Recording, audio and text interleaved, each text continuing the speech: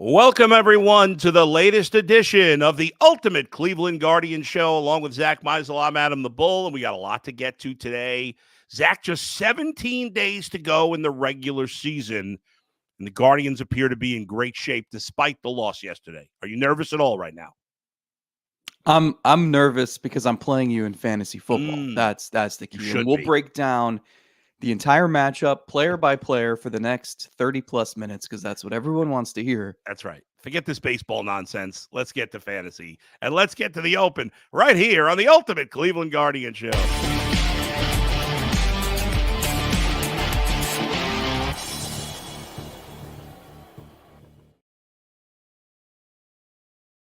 All right. Well, and here we go, folks. Make sure you jump in the chat. We'll get to your questions and comments coming up in just a little bit. But as I said, 17 days to go in the regular season. The Guardians have 15 games remaining. 14 of their final 17 at home. Or, I'm sorry, was it 16? 8, 11, 14 of their final 12 17. of 15 left. Yeah, now it's 13 of 16 with the one road trip to St. Louis. We talked on Monday about how the Guardians had to sweep the White Sox, and they did take care of business there. There was no excuse not to. They sweep the White Sox, and they come home, and they lose the first game, a little bit of a lethargic game yesterday, last night against Tampa. 3 more against Tampa before the, pretty big series against Minnesota last week. But, even with the loss yesterday, it was good to see them take care of business against the White Sox. Can you remember a worse team? I mean, I know the record is going to be the worst of all time, but just in terms of because sometimes you see a team that's not good, but it's not this bad. But then once you get to September, it's full of no-name players. And that roster, I mean, they kept bringing in pitchers this is my life. This is my job. I've never heard of any of these guys they're bringing in. Their lineup is just atrocious. I mean, the White Sox, I think they've still scored 111 runs fewer than any other team in the league. It's crazy. I mean, you look at their lineup, it's all either young players who have not proven anything in the majors, many of who are not like big prospects. Andrew Vaughn's okay. Luis Robert, obviously, when healthy, is a good player. And Garrett Crochet is a good pitcher. I mean, that's it, right? That's 3 of 28. I mean, that's it. If Andrew Vaughn is the third best player on your roster, I mean, that's a problem. They have 2 good players, Crochet and Robert. Yeah. Everybody else is at best average. So the Guardians needed to sweep. Yeah. And they did. And so they took care of business. We've said it multiple times. If they went 8-5 against the White Sox, like it took until mid-September for them to clinch the season series. No one else had that problem. I think the White Sox are 3-33 against the other 3 AL Central teams. The Tigers, they're 1-9 against. The Twins and Royals, they're 1-12 against. So, they went 5-8 against the Guardians, and if it would have been like those other teams where they're 1-12 or whatever, this division would be wrapped up and we'd be talking, who do you want to face in October? So, but they did what they needed to do this week. And now I think it's just stacking wins as much as you can to just finally put this thing away. By the way, the White Sox, the White Sox on July 10th beat the Twins. And after that day, it was a doubleheader. They won the first game of a doubleheader, 3-1 over the Twins. And after that game, they were 27-67, which is awful. But since then, they've gone 6. What did I say it was? 27-67? Yeah, they're 6-47, which should be impossible. Yeah, right.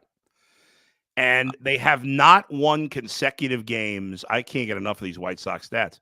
The last time they won consecutive games was they won 3 in a row from June 27th to June 29th. I had to do some White Sox coverage, and it Yeah. was I told my editor after, it's like, "That was fun." Like, you're reading these stats, it's you could make a list Yeah. and not be able to tell what's real and what's fake I know. because they Oh, all sound fake. 100%. 100%. I have Yep. not a bad job out of me. I know your article came out interviewing the fans, and I have not had a chance to read it yet, but I look forward to reading it over the weekend. I feel for them. I Oh, mean, it's this is the Guardians have refused. It doesn't. It's disincentivized now. Like if you tank, quote unquote, right. there are rules in place to like the White Sox are not going to have the first pick, Right. despite setting the losses record. So there aren't as many benefits to that as there used to be.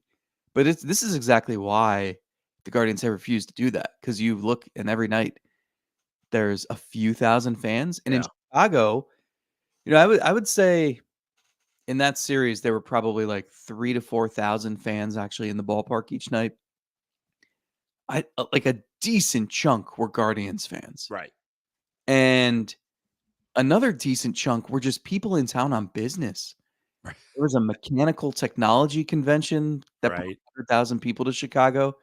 There were a ton of people who just, well, let's see. One night we did the architectural boat tour. One night Yeah. we went to the Which I Navy. love, by the way. So I guess we'll go to the White Sox game since the club Yeah. out of town. So a lot of people like that who just, I met fans from Boston, from Philly, from New York, from Winnipeg, from Minneapolis. So like then you get to the actual number of White Sox fans, and it's so tiny. And they're the diehards. They're the ones who walk 3 blocks to the ballpark every night and have season tickets because they're cheap. And they say, you know what? I'd rather walk here and just drink a little more expensive beer here than Yeah. go to Buffalo Wild Wings or whatever. So Sure. they're down bad, and there's no guarantee you emerge in a better place.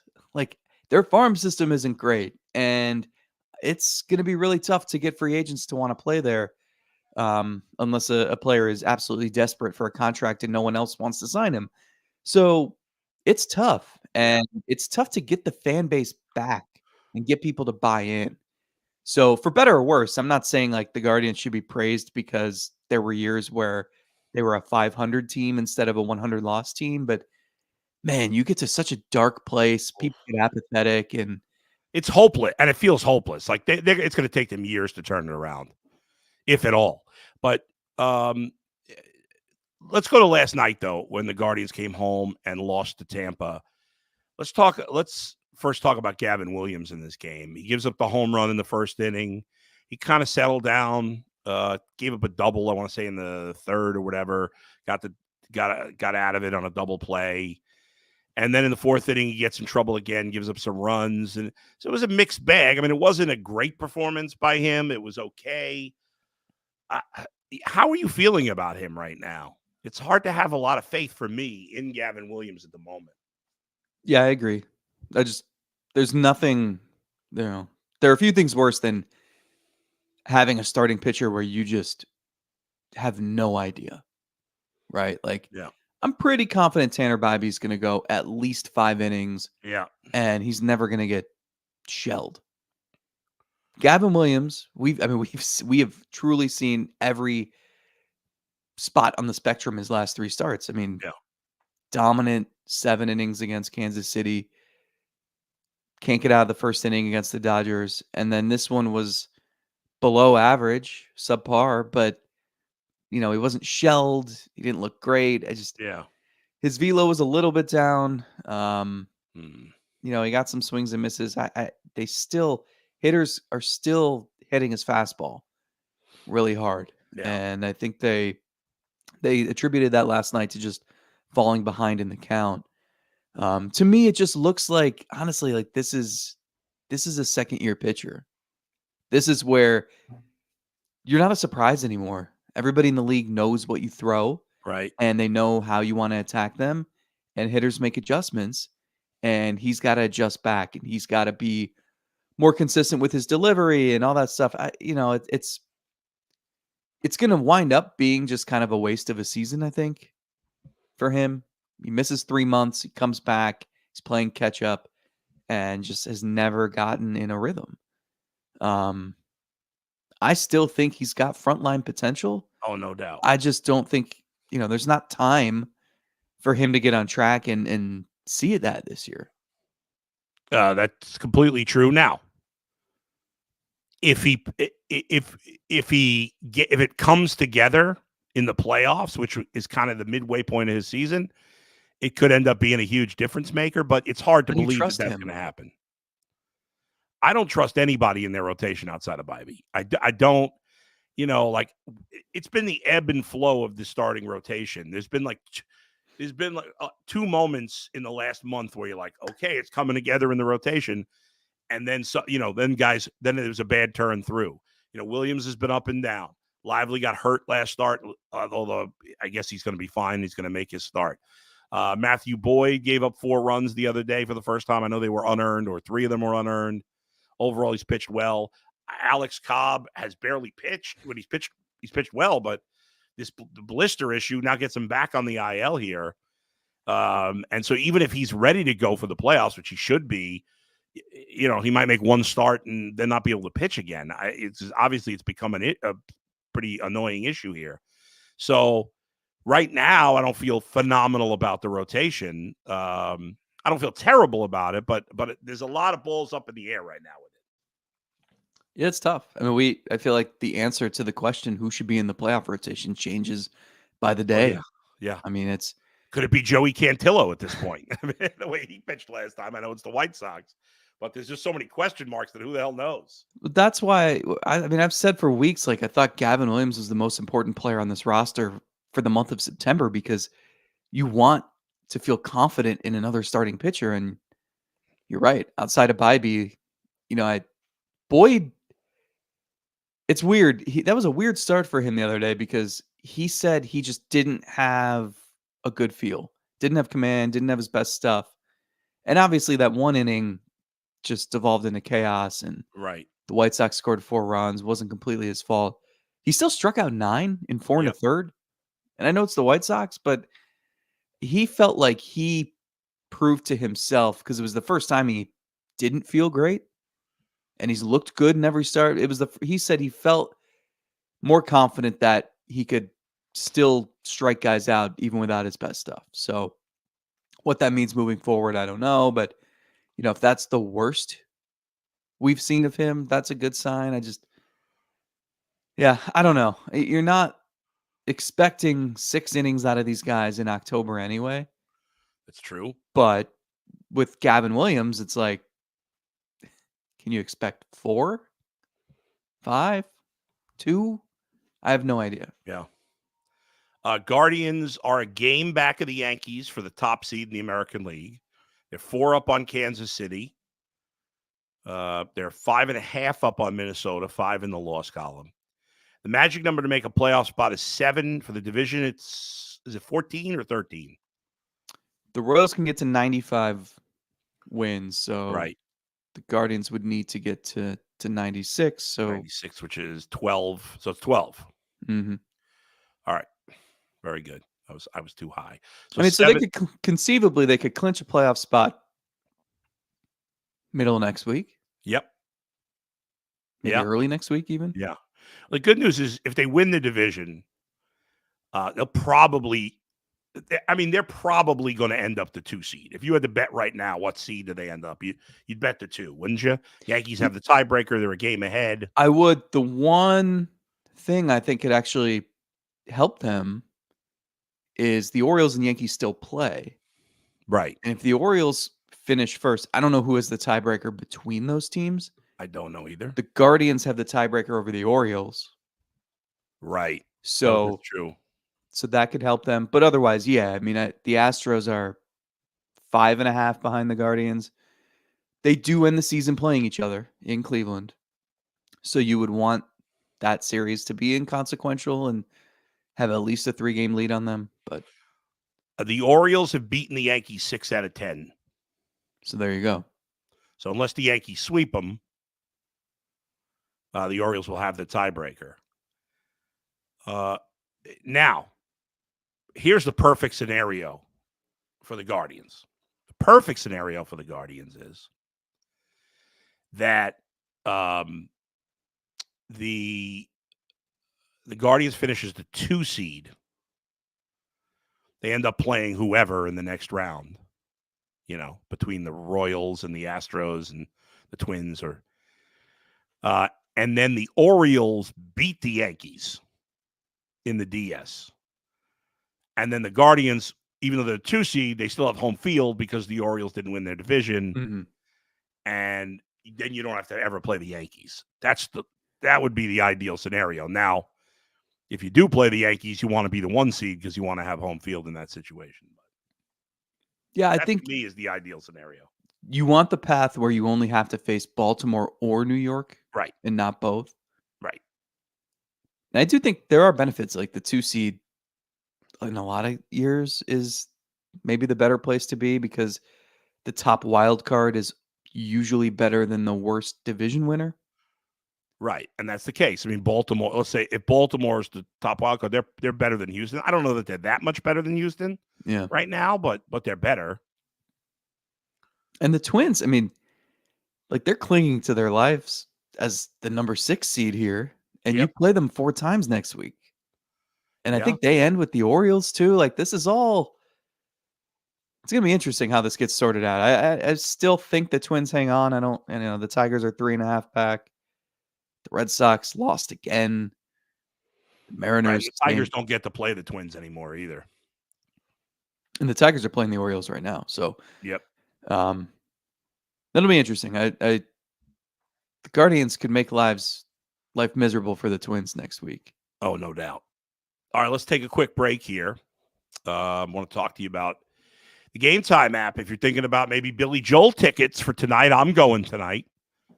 If you're thinking about Browns tickets, Guardians tickets down the stretch, you're going somewhere else in the country, want to buy football tickets, you wait to the last minute at Game Time. They've got so many great deals, great prices, and the prices come down as it gets closer to the game.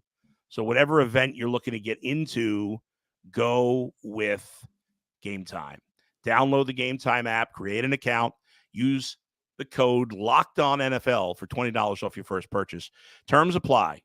Again, create an account, redeem the code LOCKEDONNFL. That's LOCKEDONNFL for $20 off. Download the Game Time app today. What time is it? Game time. Actually, met a White Sox fan who used the Game Time app to get. Not that White Sox tickets were.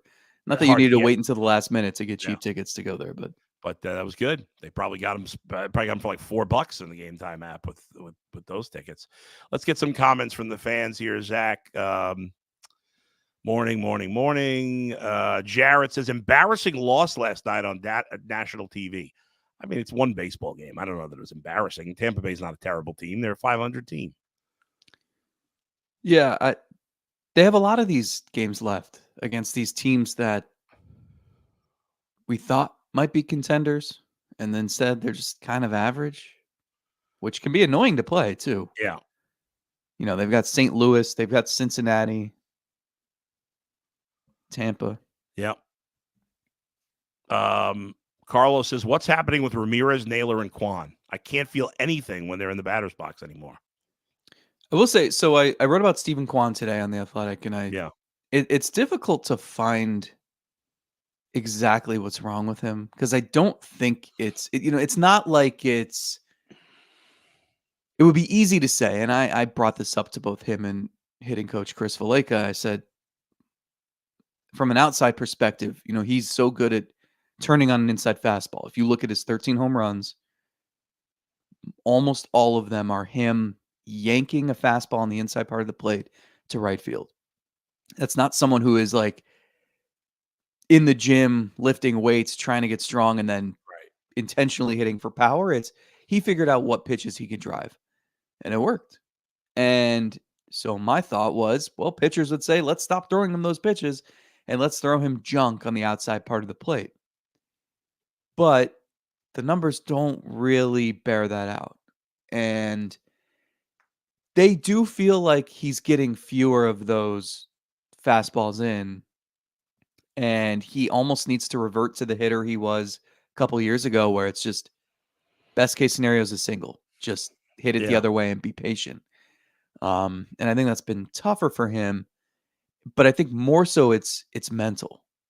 I think it's really just he was in a rut for a little while. He had been scorching hot. I mean, we were talking about he had as many 3-hit games as strikeouts in the Yep. season. He hadn't gone more than like 7 at bats without a hit, like crazy numbers. And then he goes cold for a week or two, and I think it's just been compounded, snowball rolling downhill and picking up steam. And I think the one thing that's been encouraging is he's walked a ton lately. I think it's up to 18 times in his last 22 games and 8 times in his last 6. And you saw him get a hit last night up the middle. So I hope he's starting to come out of it and just looking more like himself. He's got a hit in 4 straight games. Ramirez and Naylor, like they need their stars to play like stars, especially now that you've gotten contributions from Lane Thomas, who's been great. He's been on fire. Yeah, man. Zardo's looked better. Even like at the bottom of the order, Rocchio and Naylor, like I'm not trying to say that they've been great or anything, but they've been better than they were in April and May. Like Sure. you're getting enough from the bottom half of your lineup where you need your all-stars to hit like all-stars. Yeah, none of them are playing like all-stars. You look at, I mean, early or midway point of the season, Ramirez, Josh Naylor, David Fry, Stephen Kwan all had big, OPS numbers. And now Jose's down to 838, Fry at 801, Naylor at 783, and Kwan at 783, which is still pretty good, but it's not all-star level. Yeah. You wonder if guys are tired just this point in the season. Yeah. It's not an excuse. It's not like they haven't played a full season before, but they need, I think part of this is Kwan too, because just how much better do you feel as a hitter if you're Jose Ramirez or Josh Naylor, and every time you come up, that guy's on base? It's giving you more opportunities. There's a reason those two both rank. I think Ramirez is second in the league in RBIs and Naylor's 6th. Like that's a lot of that's because of Kwan always being on base the first few months of the season. Who are you betting on finishing third on the Guardians in home runs? We got Fry with 14, Kwan with 13, John Kenzie with 13, Bo Naylor with 12. Who you got finishing third? I feel like Noel, right? I know he's been ice cold lately. Yeah. Yeah, but he's the type of hitter that's going to get ice cold. He's going to get red hot. He's going to get ice cold. 5 in a week. Yeah. Yeah. So I'm going to go with him. I mean, I feel like Fry and Kwan have hit like 3 home runs in the last 2 months. Not much more than that. Yeah, I think Jose's chances of a 40-40 season are pretty much shot. Yep. He'll get the steals. Josh Naylor needs one more for 30. Nobody on the team. So the guard and David Fry and maybe Kwan will finish there. But I was going to say they have nobody between 50 and 100 RBIs, which would be unusual. But actually, Andres Gimenez at 59. I missed that. It is weird. I mean, you can see how this has gone, though. Yeah. It's pretty simple. If you just look at the numbers, well, Kwan was always on base early in the season, and Ramirez and Naylor, one of them knocked him home every time. Yeah. And then the bottom half of the order did nothing. And now the bottom half of the order has actually been fine, and the top half of the order has gone ice cold. Yeah, and they've got, and it's been long slumps for all those guys. But Lane Thomas broke out of his. Hopefully the rest of the guys will. You still have 2.5 weeks to get it together. Pitching matchups for the rest of this series. We've got tonight Tanner Bybee against, I can't remember who's pitching. Zach Littell. Cantillo will go tomorrow. 7:10 start tonight. 6:10 start tomorrow. Do you know who the pitcher is for Tampa? I'm not seeing him listed here. TBD Saturday. Taj Bradley Sunday. Right, against Ben Lively at 1:40 start. It's going to be rocking downtown between the Billy Joel concert at Brown Stadium and the Guardians game at 7:10. And of course, Nicki Minaj at Rocket Mortgage Fieldhouse. Oh, is she really? I know you were that's going on too. I think you were gonna try to sneak over to that when Rod Stewart was playing. Is that what you said? Yeah, I've never seen Billy Joel with somebody else. I never saw him with Elton John. So it's going to be interesting to see that. But I got to get downtown early because it's going to be bopping. I mean, think about it. You'll have what? 25,000 at the Guardians game. How many for Nicki Minaj? 15? I have no idea. No idea. And then are they sold out for Billy Joel? I don't know. I bet you it's got close. Remember, they had like a huge press conference about it when they announced it, so they better be. Yeah. So that could be what, 80, 90, 100,000 people between those three events. Yeah. So it's going to be kind of nuts downtown. So, which is where I'm headed soon. All right, let's get a couple more comments. Jared says, I saw a Guards game in White Sox Stadium back in May. They have good milkshakes. You know anything about that? The campfire milkshake. Oh, they're like famous. That's been their big thing. And I was talking to someone a White Sox employee who was saying that's like is legitimately like the one thing that they can clutch onto from this season as being a success. Yeah. Yeah, it's a big deal. It's huge. It's like got chocolate coming down the sides and nice. That's the one thing. I know it's really healthy. So yeah. Young Ackman, I haven't been able to watch a lot of games recently, but Lane looks like he turned it around. Happy to see it. He has. Obviously, he's been their best hitter of late. Yeah, he has. And then I can understand like the human side of it for him. Coming to a new team, going from a losing team to a team in first place, probably putting a lot of pressure on yourself to give a good first impression. And when it starts off slowly, you're feeling more and more pressure. And that's not conducive to good hitting. So I think he can finally exhale, and he's looked really good. And, the other day when he had two-run infield singles, which has like never been done before. And it's a good example, too, of what he brings to the table. That's speed. If he doesn't beat that out, it's two runless groundouts. So he's got elite speed, elite arm, and he's finally proving he can hit. Let's wrap it up with the big fantasy football matchup between you and I in the Ultimate Cleveland Sports Show Fantasy Football League. You got 7.3 points from Dalton Kincaid last night. I thought he was going to have a breakout season. He still may. It's only been 2 weeks. I mean, give it a little time. I think he's going to have a good year. I am favored to win, according to CBS, for whatever that's worth. Do you like you've got Jalen Hurts going Monday night? Yeah. Do you like having like that last? I love it. Like if you're down 10 points, yeah, I got to sit there and wait. Well, I got three guys. I got Jalen Hurts, AJ Brown, and the Eagles defense, and you have Kirk Cousins Monday night. Yeah, I don't like my chances. Well, yeah, you better be up pretty big going into Monday night if you want to have a chance. But we'll see. Jaden Daniels had a good fantasy game week 1. Yeah, I mean, his team's going to stink, and that's fine. Last question. Karen, hi, Bull. Hi, Zach. Is there another pitcher to replace Gavin Williams? Guardians forever. I don't think so. I don't know. There's a guy that you and I and our buddy Jason Lloyd have been talking about quite a bit. Who have we been talking about? Oh, he came out of the bullpen the other day and Tristan threw McKenzie. 3 dominant innings for Columbus. Yeah. Only needed, I think, 36 pitches. Right. I was told his fastball velocity averaged 95. I would, but we've been talking about him in the pen, not to be back in the rotation. Yeah, but like a multi-inning guy, I mean, you could get creative in the playoffs. Absolutely. I think they should bring him up and put him in the bullpen. They brought up Andrew Walter yesterday. Is it Walter or Walters? Walters, who's got really good stuff. He was, I said to him, I'm like, you'll get to tell your kids one day that the first batter you ever faced walked on a pitch clock violation. Isn't that crazy? And he said he actually wasn't, he was confused by the rules because he tried to step off, but there was nobody on base. And the pitch clock violations have been way down this year, haven't they? I haven't seen the numbers on it, but it would make sense.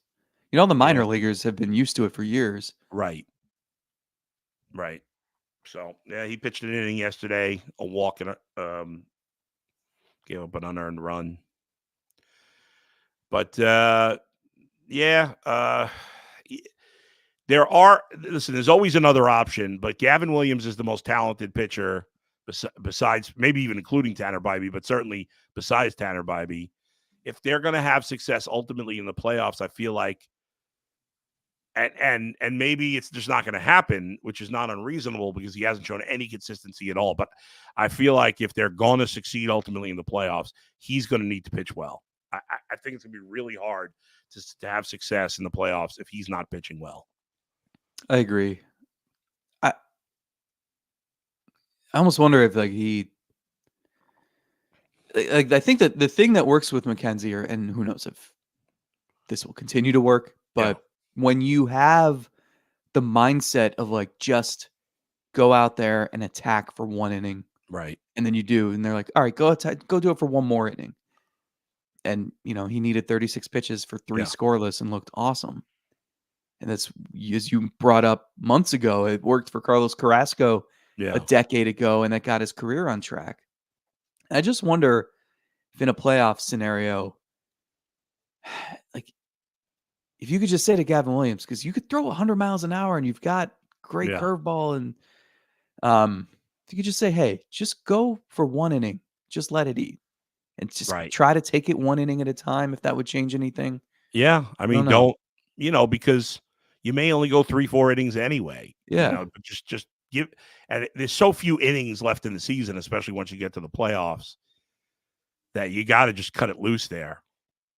And hopefully they're continuing. I know that you wrote about, maybe I can't remember now if you wrote about it, so I don't want to say it on the air. But the issue that he was having potentially, I can't remember now. Yeah. Well, Jason and I had looked in the numbers, and his fastball was getting hit a lot harder than it should have been. Right. And Jason talked to Gavin, talked to Carl Willis, and he had a certain tell where the Royals had picked up on it, that so they have fixed that. Supposedly they knew when his fastball was coming, and then his next start against the Royals, he looked like the Hall of Famer. So he cleared that up at least for one start. Yeah. I couldn't remember at this point what you guys had told me off the air versus on the air. I couldn't remember. Carlos, final thing. Bieber, Bybee, Williams, Espino, 2025 rotation. Espino, I mean, come on. It won't be. I think he's out until mid-season next year. When is the last time he actually pitched in a game? 2022? I'm looking it up now. I think he went 4 starts. You're correct. 2022 for Akron. He made 4 starts.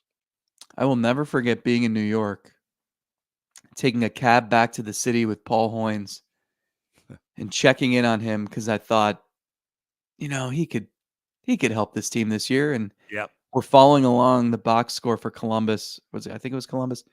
And he had struck out 11 in the first 4 innings. Yeah. And I think he wound up with 14-5 or something. I just remember following that and thinking, this dude is going to be so good. Yep. And it was the last time he pitched. It's been 3 years. Those 4 starts, he pitched 18 and a third innings for Akron. He struck out 35 batters. Yeah.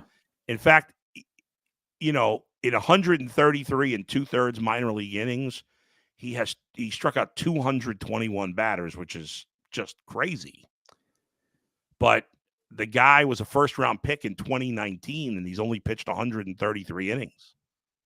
Yeah, I mean, the best time, or the best scenario for him, is probably just at some point being a reliever. Yeah. Who knows? Sam Hentges is actually, I don't know if the injuries are identical, but he's going to have, I think, similar shoulder surgery that's going to keep him out 12 to 14 months, which was the original prognosis on Espino.